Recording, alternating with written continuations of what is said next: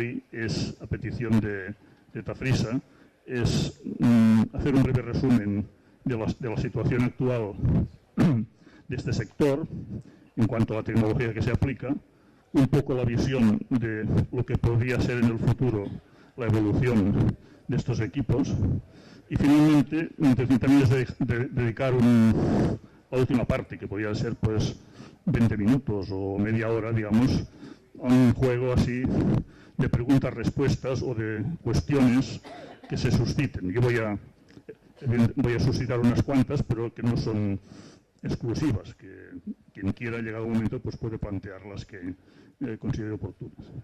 Además, si durante el transcurso de la exposición alguien tiene alguna ocurrencia o alguna puntualización, objeción, pues puede levantar la mano y le atendemos.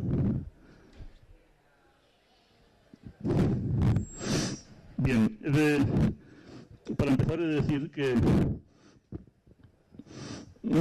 la persona que a mí me introdujo hace unos años en este mundo, persona que desgraciadamente falleció y que algunos de los aquí presentes conocen, que se llamaba Antonio Solé.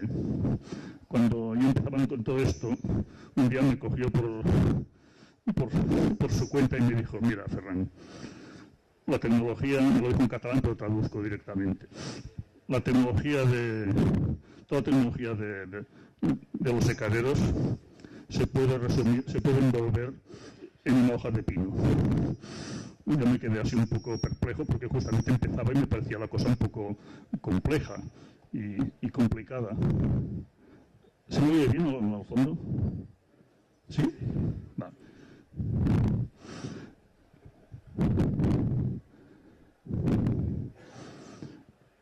Con el tiempo llegué a comprender dos cosas. Una, que realmente la tecnología era muy sencilla, porque era una simple aplicación de lo que siempre se había hecho en los momentos más primitivos. Lo único que más o menos automatizado, con los adelantos propios pues, de la electrónica y de la técnica frigorífica. La otra parte es que realmente entonces y ahora se ha avanzado muy poco, por no decir nada, en cuestiones fundamentales. Exagerando un poco,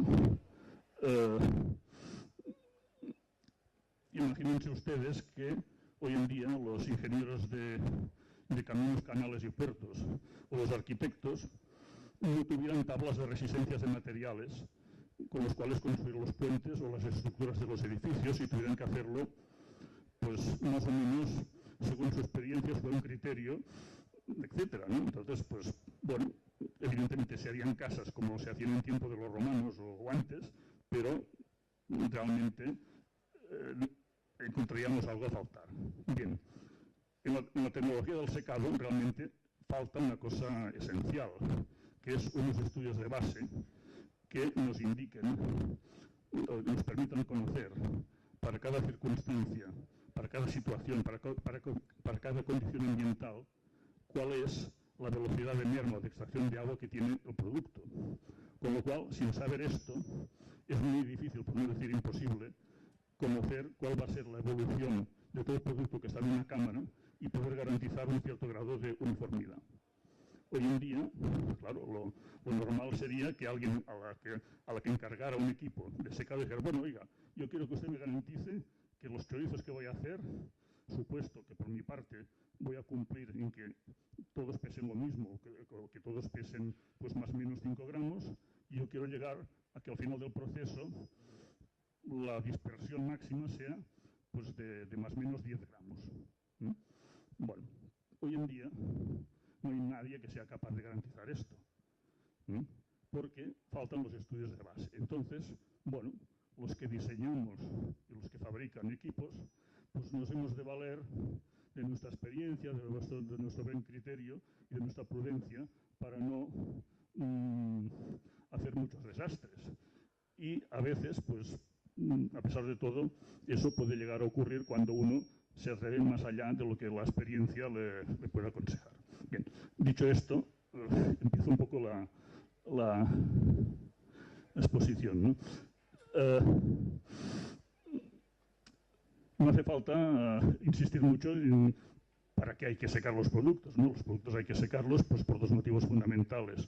Uno, porque si conservamos el agua en su interior, estos productos se pudrirían. Y dos, porque salvado este punto, los productos cárnicos mejoran en su gusto, es decir, en sus cualidades organolépticas, cuando la cantidad de agua en su interior ha disminuido, de tal suerte que el interior de las células, lo que es la corteza celular, revienta y lo que es el citoplasma se difunde por el interior del producto. Y eso es lo que le da mejor gusto. Bien. Dicho esto, también hay que decir pues, que en lo que es el proceso de secado hay que evitar dos fenómenos extremos. Uno es el secar demasiado a prisa, es decir, intentar sacar el agua más rápidamente del producto de lo que es capaz de llegar del interior hasta la corteza. Entonces eso produce lo que se llama un acortezamiento, es decir, una impermeabilización de la superficie que impide que siga progresando la merma de agua. Con lo cual, si este fenómeno se agudiza, se hace irreversible y las características son absolutamente funestas para el producto, porque al haber una concentración muy grande de agua en el interior, pues puede llegar a este producto pues, ser totalmente incomestible. Bien. Otro peligro, pero no irreversible, es el del remelo. Es decir, cuando nosotros intentamos sacar agua tan lentamente que se produce una acumulación de bacterias, hongos, levaduras en la superficie, que es lo que comúnmente se llama el remelo, que lo que hace es que impide encima que el agua siga saliendo, con lo cual las consecuencias podrían ser las mismas que la del acortezamiento, con la única diferencia que esto, pues una vez detectado, si lavamos el producto pues, y reconducimos el proceso, pues podemos seguir sin problemas, ¿no? Bien. Dicho esto, pasamos a una cuestión fundamental. Nosotros tenemos un producto, en este caso pues un embutido, pero podría ser un jamón también, pero en el secado, ¿qué ocurre? Pues que el agua ha de salir del centro a la superficie. Y una vez llega a la superficie, pues se transmite al exterior en forma de vapor. Claro, esto se hace así de motu propio y por gracia divina. Bueno, por gracia divina, para los que tengan fe, pues también. No, pero la gracia divina tiene un vehículo que es la aportación de energía, ¿no? Es decir, nosotros todos sabemos que para hacer hervir agua necesitamos calentarla. Pues bueno, para hacer pasar agua en la superficie del producto de líquido a vapor, se necesita una aportación de calor. ¿De dónde saca el calor? ¿De dónde se saca el calor? Bueno, el calor, el agua lo saca de la misma superficie del producto y este a su vez lo saca del exterior. Es decir, para secar, lo que es absolutamente necesario es una aportación de calor. Aquí, quien ha organizado esto es una empresa de frío, pero de momento todavía estamos en el apartado del calor, ¿no? Es decir, necesitamos imperativamente calor para secar. Y luego, evidentemente, necesitamos que una corriente de aire se nos lleve ese vapor que se forma alrededor del producto, necesitamos que se lo lleve para que ese producto pueda seguir evaporando, porque si no, alrededor del producto se formaría una capa de humedad y entonces pues, no progresaría el secado. Bien. Entonces, eso es lo básico. Esto es lo básico, es decir, aportación de calor y aire que se nos lleve el vapor de agua. ¿A dónde? Aquí empezamos con las distintas variantes. Si se trata de un secadero natural, que es el que algunos conocen de cuando el tiempo los braseros y esas cosas, pues bueno, se abrían las ventanas, el aire pasaba, los braseros abajo daban ese calorcillo justamente para que el producto recibiera la energía suficiente para sacar agua y ya está, y eso funcionaba. Bien, un secadero natural como estos, natural ayudado, digamos, podría perfeccionarse, pues en vez de poniendo braseros, poniendo un sistema de calefacción, ya fuera por resistencias eléctricas o fuera por agua caliente, etcétera, pero con la cuestión esta, que nosotros hemos de aportar tanto calor como agua queremos sacar. En concreto, aproximadamente, estos son unas 560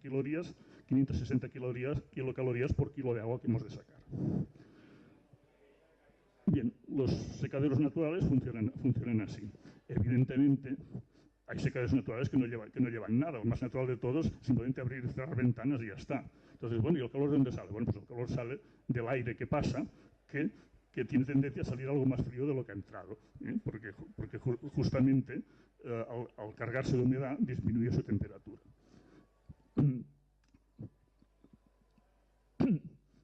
Claro, cuando nosotros queremos secar, no dejando pasar libremente aire, porque esto nos condiciona el secado a una situación exterior que no controlamos, ¿qué hemos de hacer? Hemos de recircular aire. El mismo aire que se nos lleva la humedad, lo hemos de hacer pasar por algún sitio donde esa humedad la recojamos para devolverle otra vez un aire suficientemente energético, es decir, algo más, con menos agua, pero más caliente, para poder seguir sacando agua del producto. Esto es lo que ocurre en los equipos de secado. Los equipos de secado, ya sea con un climatizador habitual, o ya sea con plafones en el techo, de esos que cogen el aire por el centro y lo sueltan por los lados, pues nosotros ¿qué tenemos? Pues bueno, el aire entra, el aire que viene de coger la humedad del producto y que viene húmedo, pasa a través de una batería de frío, suficientemente fría como para que el agua se quede condensada en las aletas, ¿no? Y entonces, pues esta agua finalmente se cae y se va al desagüe por una bandeja. Acto seguido, este aire lo calentamos lo suficiente para que sea capaz, impulsado por el ventilador otra vez hacia la cámara, para seguir sacando humedad del producto. Bueno, entonces, aquí ya lo que ocurre es que se produce un poco la multiplicación de los panes y los peces, o el pequeño milagro de las instalaciones frigoríficas, ¿no? ¿Por qué? Pues porque en una máquina de frío, por cada kilovatio que nosotros consumimos de electricidad, sacamos entre 2 y 3 kilovatios de frío y entre 3 y 4 de calor, y solamente gastamos 1. Claro, eso quiere decir que la energía que gastábamos antes, que teníamos que gastar antes, si quisiéramos simplemente sacar el agua calentando aire y mandándolo a la calle, ahora gastaremos pues entre 2 y 3 veces menos, lo cual pues es francamente favorable. Bueno, en el transcurso del tiempo pues se han dado distintos, no los voy a enumerar todos, pero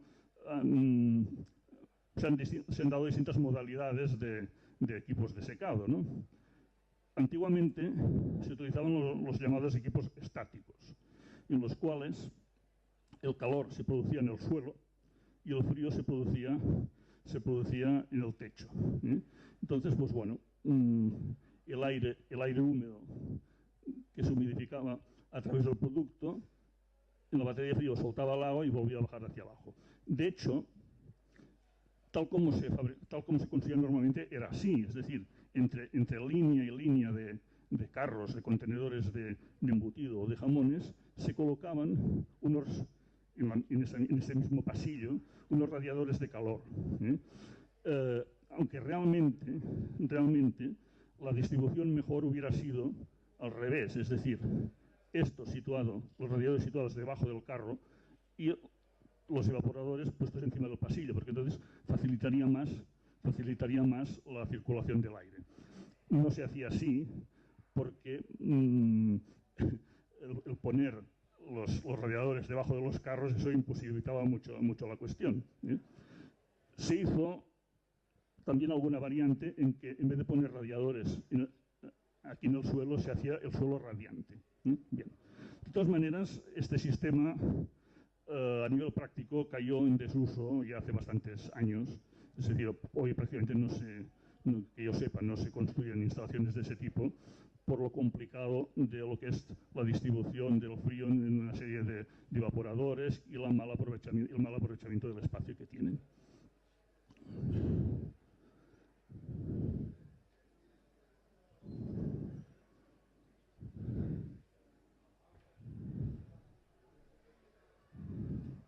Perdone, pero es que ha habido un fallo técnico aquí y no hemos sido capaces de dejar el PowerPoint este. Bueno, bien. Entonces llegamos a lo que sería lo que bastantes de los aquí presentes conocen como el secadero clásico.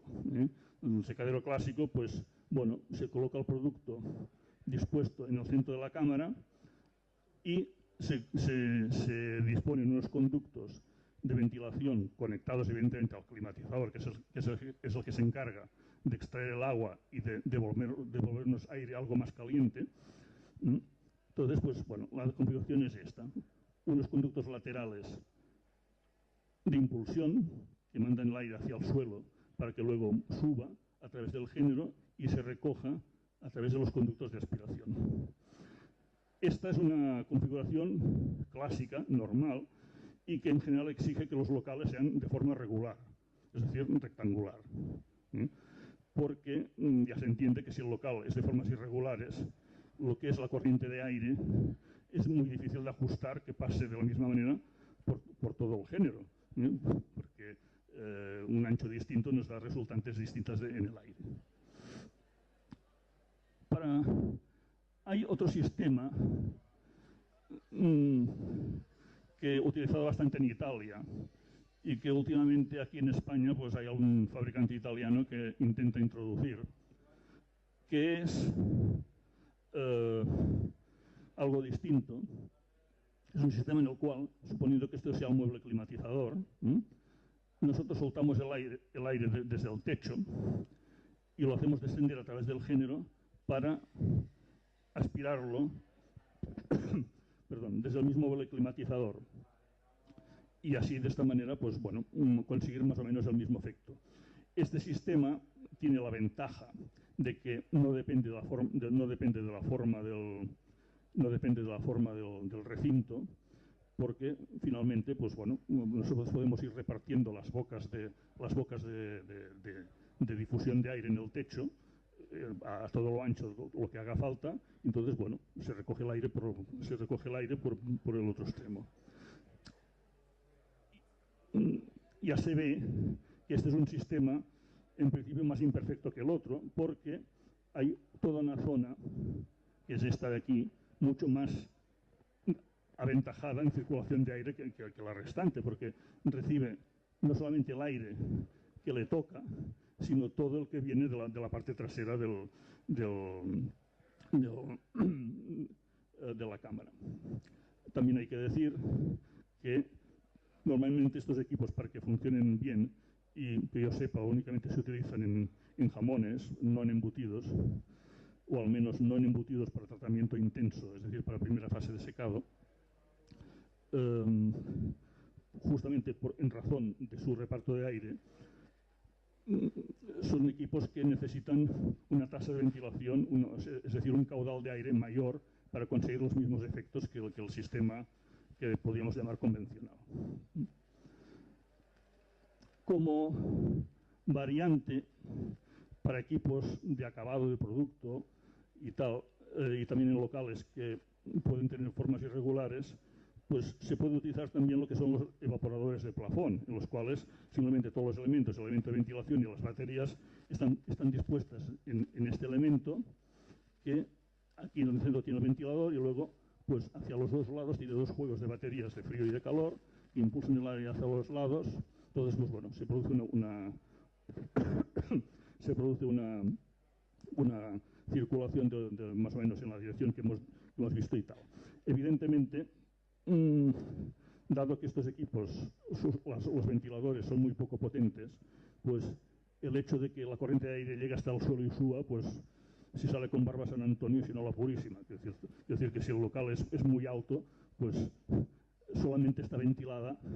Si este local es de 2 metros o 2 metros y medio, pues seguramente que todo esto funciona, porque como este local sea de 5 metros, pues este género está ventilado y este muy poco, con lo cual este estará bastante más húmedo que este. Bien. Por seguir citando posibilidades, hay lo que son los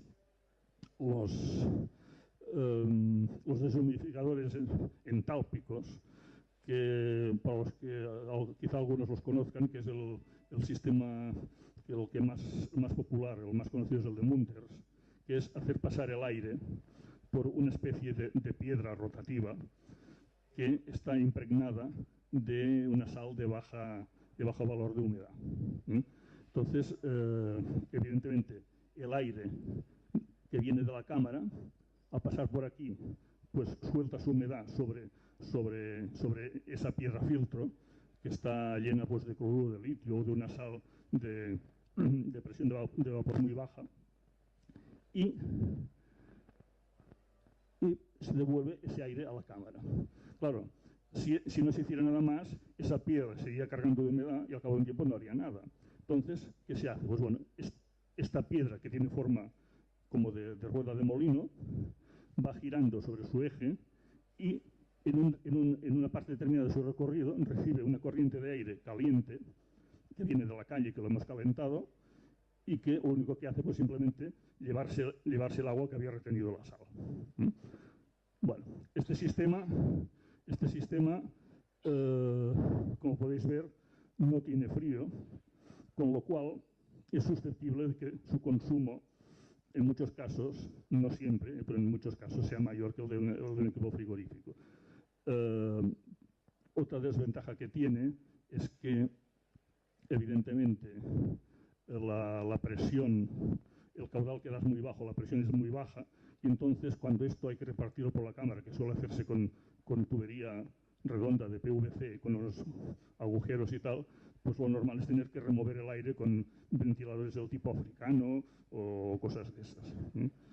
Y luego, otra pega que tiene es que, evidentemente, claro, nosotros calentamos el aire a 70 grados y soltamos el aire a la calle pues, a 50 o lo que sea, con lo cual, bueno, su rendimiento energético, digamos, es manifiestamente mejorable. Pero hay equipos que, yo he visto equipos que funcionan y, bueno, nada que decir, ¿no? Lo único, pues que, evidentemente, su rendimiento baja mucho con la temperatura, es decir, para trabajar a 12, 15 grados bien, para trabajar a 6, 4 grados mal, o sea, el poder de retención de la sal, o sea, del filtro este baja en picado.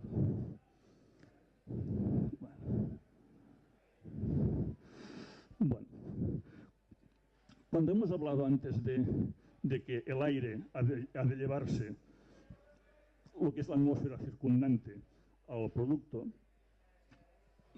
de alguna manera queríamos decir que la circulación de aire es bastante importante de cara a lo que es la pérdida de agua del producto, porque si el producto no recibe corriente de aire, tiene tendencia a rápidamente ralentizar su pérdida de agua, porque se rodea de una atmósfera húmeda y no suelta agua.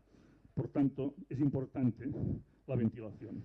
Claro, si decimos que la ventilación es importante, quiere decirse que es importante para todo producto y que, por tanto, nos interesa que el efecto global de la ventilación sea lo más parecido a lo mismo a todo lo largo, a lo ancho y a lo alto de la cámara, para que las diferencias de uniformidad sean lo más pequeñas posible.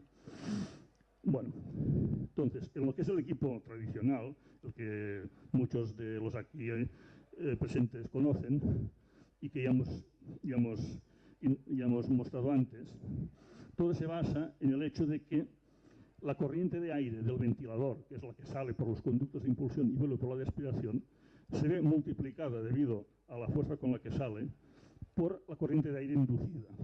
Es decir, si nosotros soltamos aire aquí a mucha velocidad, se produce un efecto arrastre que hace que finalmente el aire que, suponiendo que ahora las dos bocas soplaran a la misma velocidad, las dos corrientes de aire se encontrarían en el centro de la cámara, y por aquí tendríamos una cantidad de aire que podríamos decir, grosso modo, que es del doble del que realmente está vehiculando el ventilador, y encima concentrado sobre una zona más pequeña de la cámara. Evidentemente, si nosotros hacemos que las velocidades de salida de aire se vayan modulando entre un máximo y un mínimo, conseguimos que esa corriente de aire ascendente y potente se vaya desplazando de un lado hacia el otro, ocupando todo el ancho del género.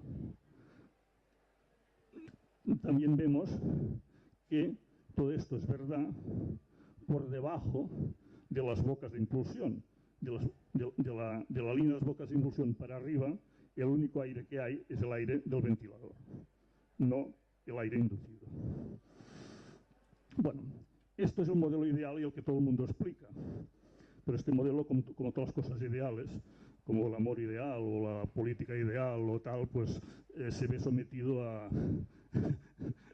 condicionamientos que no lo desvirtúan, pero que sí que lo matizan. Eso de que el aire va pegado al suelo y no sube hasta que choca con el que viene del otro lado, es verdad si la cámara es muy estrecha, pero deja de ser verdad cuando la cámara más ancha va siendo, porque el aire, a la que llega al suelo, pues enseguida tiene tendencia a empezar a subir. Con lo cual, podría ocurrir que si hemos calculado o hemos diseñado mal el sistema, haya una zona del producto que, en vez de verse siempre recorrida por aire que sube, y solamente en el momento en que el aire sube, está recorrida por aire siempre, porque recibe un aire de forma oblicua.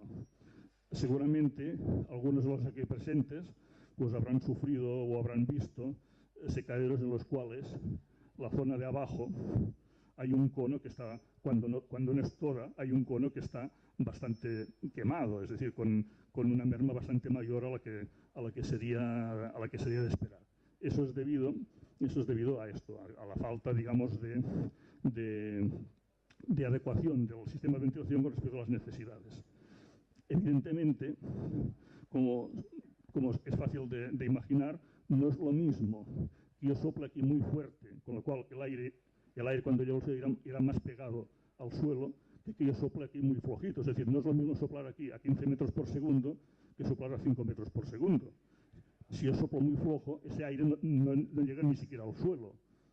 Y cuando llega a medio camino ya se vuelve para arriba. La gracia de estos equipos está en que el aire, vuelvo para atrás,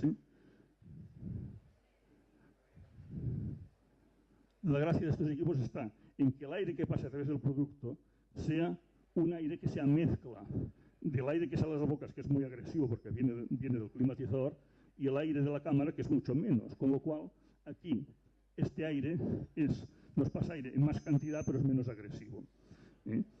Pero evidentemente esto también quiere decir que este aire que pasa a ras del suelo ha de pasar lo suficientemente bajo para que no toque el producto.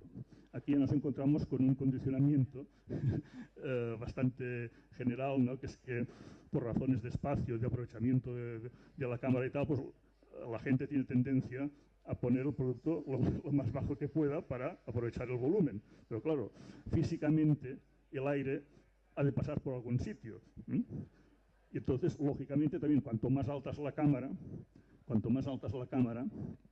evidentemente, si aquí en vez de un carro tengo dos y esta cámara en vez de ser de 5 metros, de 3 metros es de 5, lógicamente, para tratar este producto y el piso de arriba, yo por aquí abajo he de hacer pasar el doble de aire, en principio. Lo cual quiere decir que si antes yo necesitaba ahí 40 centímetros por decir algo, pues ahora con 40 centímetros lo más probable es que no tenga suficiente, que necesite de 60 o 70. ¿Entendéis? Bien. Bueno. Bien, entonces, desde el punto de vista, digamos, de lo que es la verticalidad, tenemos esos condicionamientos, ¿no? Que nos vienen impuestas unas determinadas condiciones de velocidad de aire para que el aire vaya lo suficientemente pegado al suelo para que no nos queme el producto que está en la parte baja. Claro, la uniformidad no basta solamente con que vaya de arriba abajo, también ha de ser uniformidad de un lado a otro. La uniformidad de un lado a otro, ¿cómo se consigue? Pues evidentemente se consigue haciendo que de forma simétrica se vaya produciendo la salida de aire de un lado y de otro, para que se vayan alternando y llevando la corriente de aire pues desde aquí hasta aquí, pero no más allá, porque ese aire no haría ningún trabajo. Es decir, si nosotros tenemos el género en lo que sería la línea entre las líneas negras, esto es visto en planta, visto por encima del secadero, si nosotros hacemos toda la carga repartida entre lo que serían las líneas negras, lo ideal sería que el aire se nos repartiera entre las líneas verdes, es decir, un poquito hacia el interior de lo que es el producto, aprovechando que la parte exterior del producto, como que está en contacto directo con el aire, pues ya tiene más ventaja. Defectos que suceden, pues bueno, que ese arco no se abra lo suficiente y el aire, aunque esté centrado, se nos mueva solamente por el centro de la cámara y no llegue a los extremos, entonces vemos que el centro del producto está seco, pero los extremos laterales están más húmedos. O se puede producir, aunque esté centrado, un barrido excesivo, es decir, que el aire en su barrido sobrepase la zona del género, en cuyo caso, pues bueno, estamos desaprovechando una parte del tiempo de funcionamiento. Y por supuesto, lo peor de todo es cuando el aire lo tenemos descentrado y por un lado nos llega hasta aquí y por otro lado se pasa, digamos, ¿no? Entonces tenemos un lado muy seco y el otro lado que prácticamente no tiene ventilación, que está digamos, pues muy húmedo, ¿eh?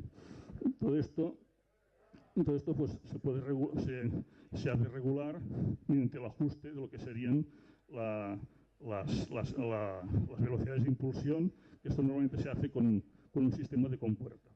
No entraremos en más detalles de si es mejor una compuerta que dos, todo esto, en fin, o sea, estamos haciendo un pase muy rápido por todo lo que es este sistema. En sentido longitudinal lo mismo, quiero decir, o sea, no es hemos de procurar que de un extremo y de otro, en el sentido longitudinal, no se quede lo mismo. Esto también tiene que ver con el diseño de las conducciones de aire. En muchos casos, las conducciones de aire son uniformes, es decir, lo que es el conducto de impulsión acaba de la misma sección que empieza. Entra por un extremo y termina en el otro, las bocas de impulsión están debajo y normalmente cuando esto ocurre hay una cierta tendencia a que la zona por donde entran los conductos, el barrido de aire no sea tan bueno como al final. Es decir, si al final el barrido de aire se mueve entre los límites que a nosotros nos interesan, al principio el barrido de aire es más tenue y está más metido en el centro y con menos intensidad. ¿Por qué? Bueno, pues simplemente porque debido a que por el conducto, perdón, a ver si encontramos el ratón aquí, en la medida en que por el conducto a la entrada pasa todo el aire y aquí al final solamente llega el que le toca, aquí hay una velocidad de aire muy alta y esto nos da una presión algo menor a la salida del conducto, con lo cual las velocidades son menores y tenemos menos. Esto, claro, puede ser más o menos exagerado, ¿eh? Esto se remedia diseñando los conductos mejor, es decir, haciendo que los conductos sean de sección decreciente desde el principio hasta el final, para que más o menos, digo más o menos, entre comillas, la velocidad de aire en el interior del conducto sea casi la misma, ¿eh? En tal caso, pues esto se corrige. Claro, dicho esto, pues se intuye que para determinados casos, sobre todo en secaderos en los que se procura tener un tratamiento intenso, es muy poco adecuado tener pilares que sobresalgan de las paredes y que obliguen a que los conductos salven esos pilares, porque lógicamente a cada curva tenemos lo que se llamaría una pérdida de carga y por tanto una pérdida de velocidad y por tanto a cuantas más curvas tenemos, pues menos aire estamos moviendo en aquella zona del secadero, con lo cual la uniformidad se nos puede perder. Y también lo que sería el centrado del barrido. Esto tiene menos importancia en bodegas, en cámaras de acabado, pero tiene una importancia importante en lo que serían equipos para la primera fase del tratamiento. No es que esto sea necesariamente catastrófico, es decir, se pueden diseñar los conductos para obviar esto, pero la solución es más costosa. Lo digo porque, sobre todo en proyectos nuevos y tal, si podéis evitar esto, pues tanto mejor. Bien. Bueno, hacer un inciso sobre... No, esperaos. Antes hemos hablado de que los secadores pueden ser... La tendencia es aprovechar el espacio y, por tanto, la tendencia ¿cuál es? Pues hacerlos cada vez más altos para que con la misma superficie poder tratar más producto. Claro, eso tiene un problema y es que, evidentemente, la ventilación pues puede llegar a tener sus problemas, porque hemos dicho, ¿no? Si yo tengo 2 carros o 3 de altura, no es lo mismo que si yo tengo 1, con lo cual el aire que debe hacer pasar por debajo, pues igual ya no me cabe debajo del producto. Por otro lado, también es cierto que el aire, conforme va subiendo, se va cargando de humedad y, por tanto, el producto que está en la parte alta tiene tendencia a secarse algo menos que el de la parte baja. Entonces, para esto se han arbitrado distintas soluciones, ninguna de las cuales, a mi modo de ver, es perfecta.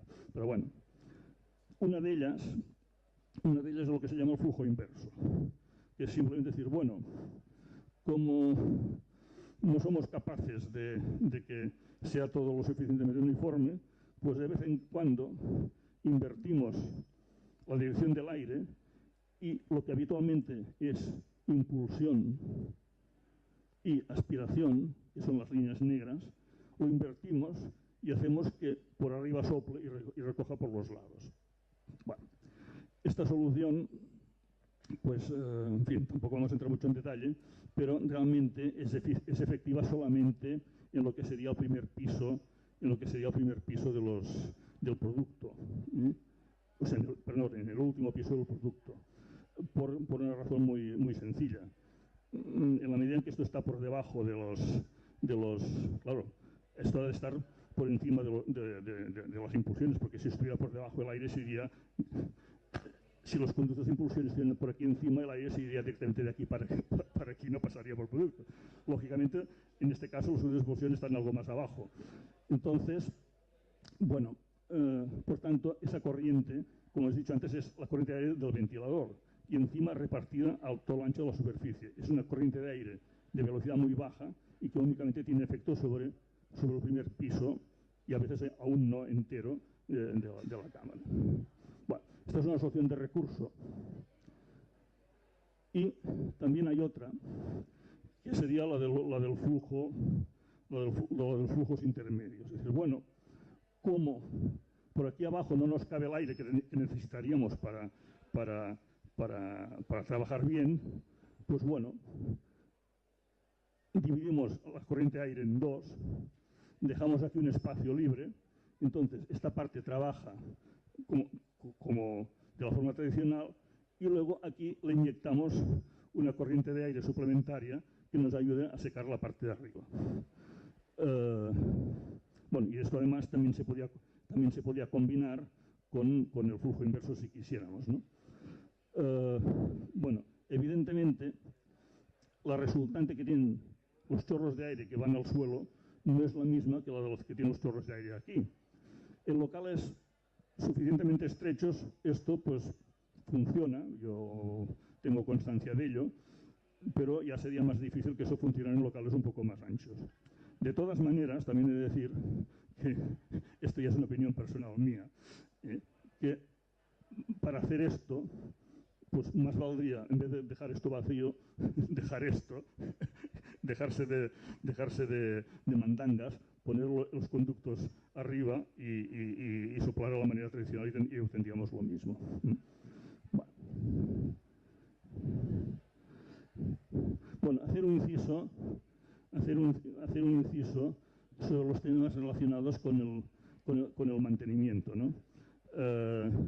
Esto es algo bastante endémico, y es que, así como todos estamos acostumbrados a llevar nuestro coche a revisión cada 15.000 kilómetros para cambiar el aceite, que nos hagan la puesta a punto y una serie de cosas, pues los secaderos pobrecitos, como no tienen ninguna importancia, porque total nos ayudan a ganarnos la vida, pues esos no, esos pues hasta que revienten, hasta que revienten no se les atienden. Pues no, es decir, hay que hacer un programa de mantenimiento que nos evite, pues no todas, pero al menos el 80% de las incidencias sí. Entonces, pues bueno, hay cosas que afectan a lo que sea el compresor, como sería, pues bueno, el cambio de aceite, la limpieza del filtro, en fin, la comprobación de los conductores de presión. Entonces, el climatizador, pues bueno, ver si las correas están tensadas, si las conexiones eléctricas están bien apretadas, etc.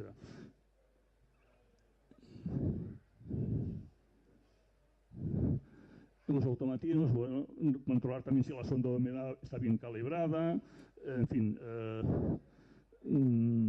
verificar los termostatos de seguridad, los pesostatos de seguridad, las fijaciones de las tuberías, etc. Hay toda una serie de mantenimiento, toda una serie de operaciones de mantenimiento preventivo que en fin, o sea, que aunque yo, digamos, mi mundo ha sido el del diseño y el de la fabricación, pues he de decir que es importante tener en cuenta, porque eso podría, a la larga, yo creo que ahorrar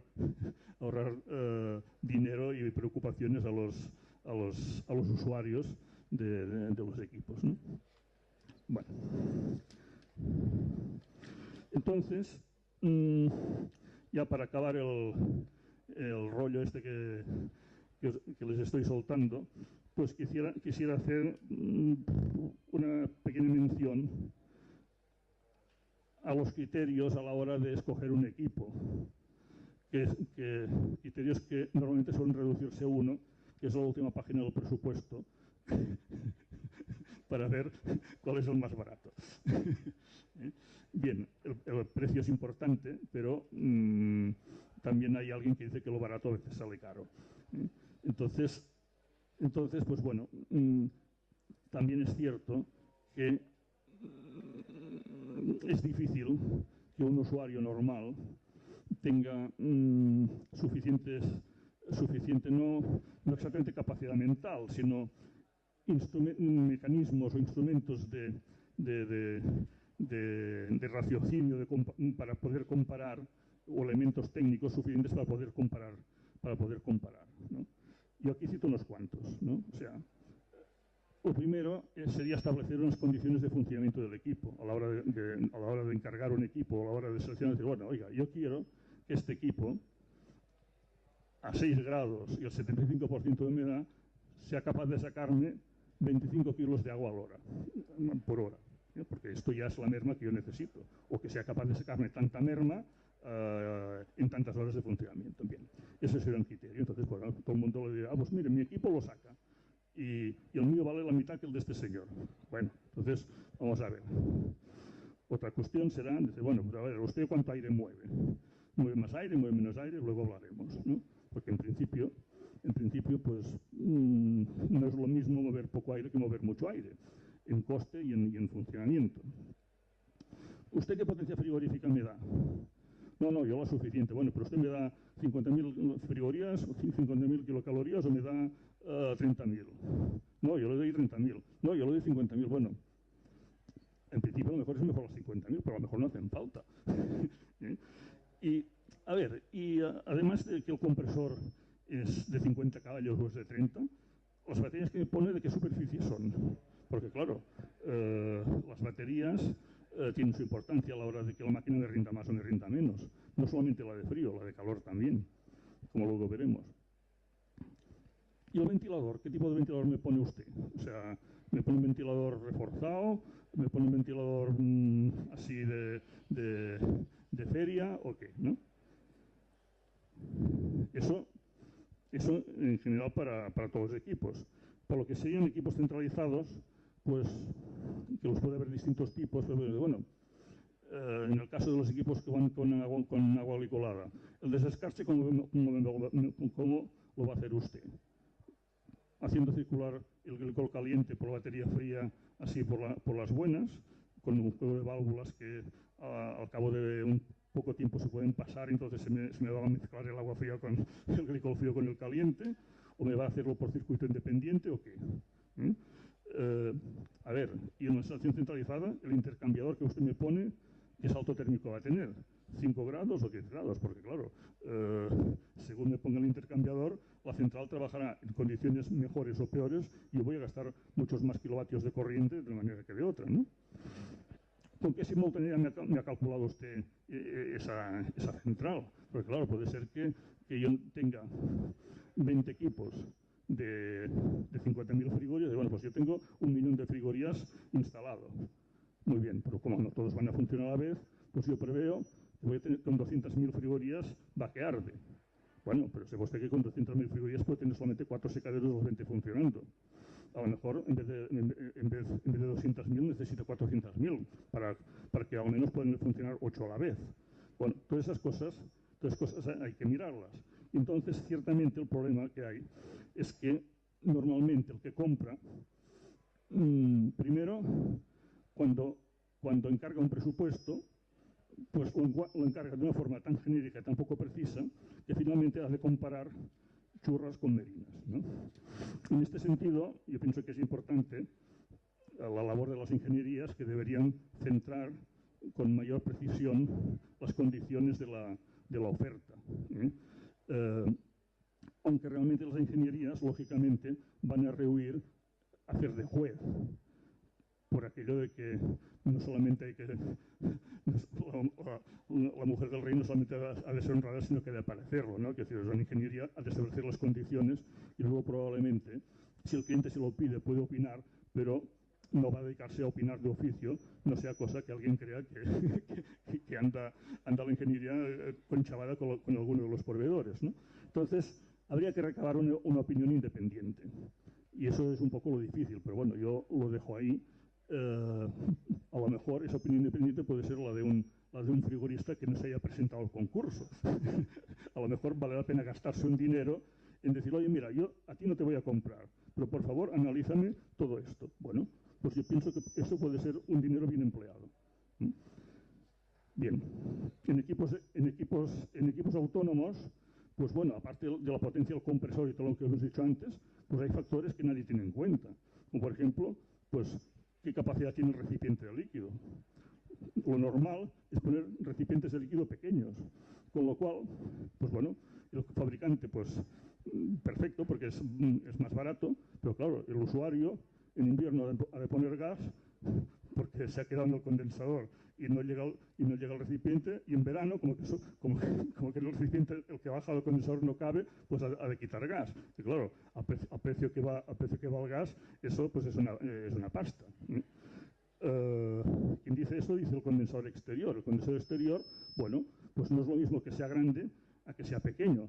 Ya no para que no salte por alta, sino para que en condiciones de invierno pues podemos ir a condensar lo más bajo posible y tengamos un mayor rendimiento frigorífico. Esto es muy importante, o sea, nos podemos ahorrar tranquilamente de un 20-30% de un 20% muy bueno entre condensar a 45 o condensar a 30 grados de temperatura. Y en invierno lo podemos hacer perfectamente, y más abajo también. Bueno, luego también hay en los equipos autónomos hay otro aspecto, que es, sobre todo con los refrigerantes nuevos, que es el tema del flash gas, el efecto flash gas. El efecto flash gas no es otra cosa que los que tenéis equipos autónomos, pues lo sabréis, pues que cuando se hace una transición de la condensación externa a la condensación interna, se produce un burbujeo en la línea de líquido que a veces dura mucho tiempo. Durante ese tiempo la máquina no rinde casi nada, porque la línea de gas, la línea de líquido, en vez de estar llena de líquido, está llena de gas. Bueno, algunos han conseguido este efecto minimizarlo o eliminarlo, ¿no? Entonces, bueno, pues eso también es un tema importante a conocer. Bueno, yo daría aquí por terminado la parte expositiva y preferiría pasar a una parte, digamos, más de diálogo, en que yo puedo sugerir algunos temas, el que quiera puede añadir otros. Si no hay preguntas, pues yo voy a contestar los que enuncio, y si hay preguntas, pues los contestaremos todos, ¿no? Preguntas que a mí se me ocurren. ¿Qué es mejor? ¿Que no se quede haya mucho aire o que haya poco aire? Tema. Otro tema. Las expiraciones, o sea, lo que son las bocas de expiración, influyen mucho o poco en la uniformidad del producto. Otra. Oiga, los secaderos que son cuadrados no funcionan bien. ¿Es verdad o no es verdad? Otra. Cuanta más potencia, mejor funciona el secadero. ¿Es verdad o es mentira? Se seca más en la fase de calor que en la fase de frío. Es decir, cuando el equipo está funcionando, aportando no solamente frío, sino calor, la máquina, o sea, saca más agua que cuando está dando solo frío. ¿Es mejor trabajar por tiempo o en fases de tiempo de funcionamiento, tiempo de parada o por consigna de humedad? ¿Los equipos centralizados rinden más que los autónomos o es al revés? La renovación de aire, esto no sirve para nada. O sí sirve. ¿Alguna pregunta más? Bien. Los refrigerantes, el 134 es mejor que el 404. Respondo. Mejor responder a las preguntas que se me hacen que a las que me invento. A ver, el 130, sabéis que hay distintos refrigerantes, ¿no? El más usual actualmente es el 404 o el 507, que viene a ser casi lo mismo. Bien. Entonces, algún fabricante de equipos postula el 134. El 134, ciertamente, en las mismas condiciones de trabajo, es decir, en las mismas condiciones de evaporación y de condensación, rinde, según los casos, entre un 10 y un 5% más que el 404. Eso tiene su salvedad, y es que si yo al mismo equipo, es decir, el mismo equipo físico, lo hago trabajar con 134, con 404, o maravilla me rinde más el que va con 404. ¿Por qué? Porque el 134 tiene mayor rendimiento, pero a su vez necesita mayor dimensión de batería y mayor dimensión de condensador. Si lo hago funcionar con las condiciones antiguas, me rinde menos. Eso hay que saberlo. Aparte de que, evidentemente, luego esa diferencia de coste unida a que el compresor ha de ser mayor en el caso del 134 que en el 404, la economía, a mi modo de ver, es algo más que dudosa.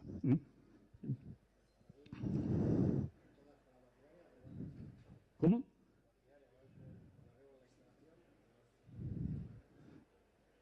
A ver, no te entendí. Ah, bueno, bien. O sea, me dice si hay una diferencia, quiere decir, para la misma capacidad de, o sea, para el mismo volumen de cámara, si es lo mismo que el local sea estrecho y largo o que sea más corto o ancho. Bueno, esto viene un poco a razón de lo que decía de los secaderos cuadrados. En principio, no hay... En principio, digamos que en cuanto a potencia frigorífica, sería lo mismo. Es decir, allí donde funcionan 50 caballos, para un local de X metros cúbicos, pues de una forma determinada también será para el mismo local de forma distinta. El único que va a afectar va a ser en la ventilación. Es decir, en la ventilación, en la medida en que... Joder. No sé dónde estoy. molt esto.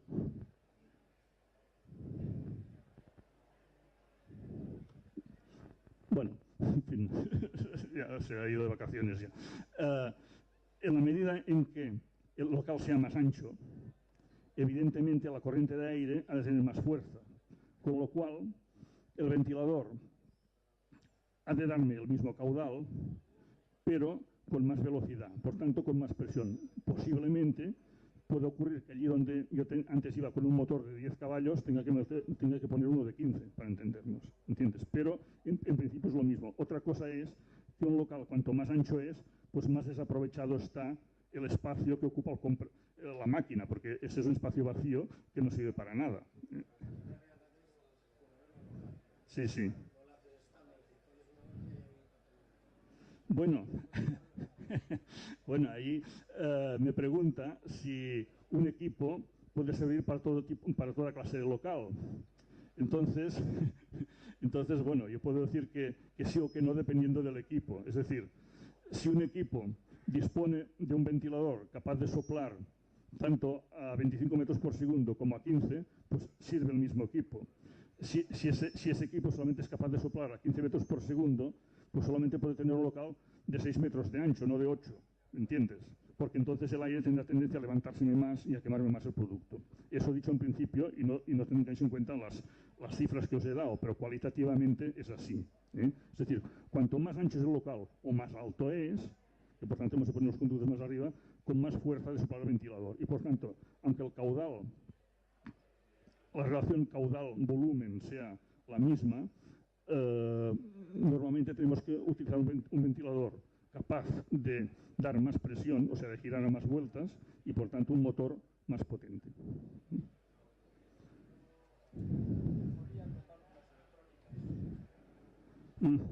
Bueno, sí, preguntan sobre las válvulas electrónicas. Bueno, eso de...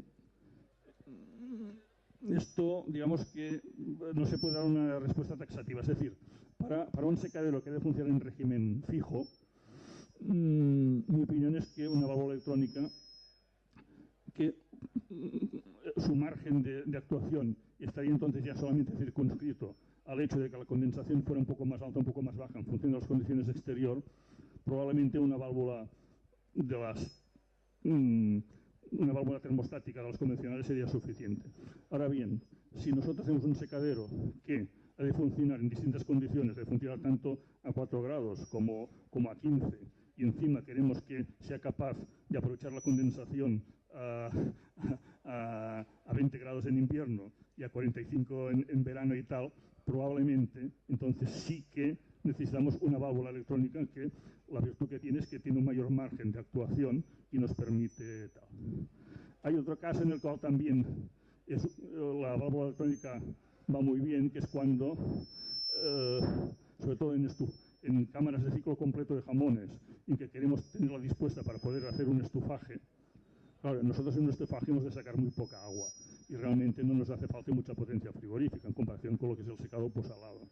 En ese caso no tiene demasiado sentido que trabajando, bueno, aquí con ibérico a 22 o 24 grados o con blanco a 30 grados, no tiene demasiado sentido utilizar toda la potencia de la máquina y entonces evaporar muy para arriba. Y entonces con una válvula electrónica es más fácil limitar la presión, la temperatura de evaporación. O sea, hay que ver cada caso. O sea, no necesariamente poner una válvula electrónica no necesariamente es imprescindible ni siquiera útil. En muchos casos lo es, en otros pues menos. En cualquier caso, una válvula electrónica nunca va a ir peor que una manual, pero en ocasiones no hace falta. Cuanto menor sea el rango de variación de funcionamiento del equipo, pues menos falta hace. Bueno, ¿alguna más? Sí. Bueno, me dicen que ya es hora de dar por terminada la sesión. Os doy gracias por vuestra atención y, en fin, espero que poco a poco la hoja de pino pase a ser una hoja de encina y dentro de un tiempo podamos reunirnos explicando cómo han mejorado las cosas. Gracias.